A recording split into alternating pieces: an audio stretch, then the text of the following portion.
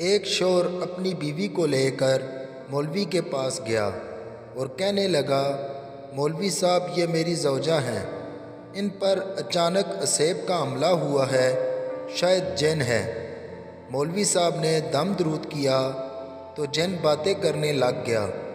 مولوی صاحب نے کہا، ابھی کے ابھی باہر نکلو ورنہ میں نکلنے کے لیے تیار ہوں، لیکن میری ایک شرط ہے، میں اس عورت سے نکل کر شور سے چمٹ جاؤں گا۔ شور ڈر کے مارے 2 قدم پیچھے ہٹ گیا۔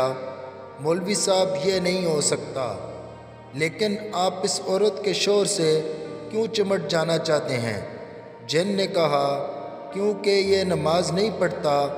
مولوی صاحب نے کہا، اچھا تم اس طرح کرو، ان کی بیوی سے نکل جاؤ اور ان کے گھر کے قریب رہو، جب اس عورت کا شور نماز نہ پڑھے تو اس شخص سے چمٹ جانا۔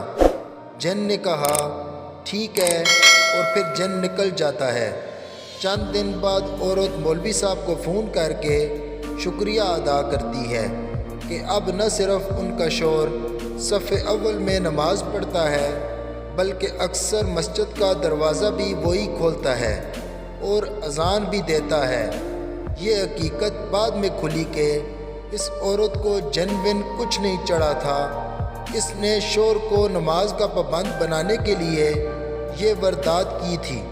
افسوس یہ ہے کہ ہم مخلوق سے ڈر جاتے ہیں لیکن خالق سے نہیں۔ اگر ویڈیو پسند آئے تو لائک اور سبسکرائب کر دیں۔ شکریہ۔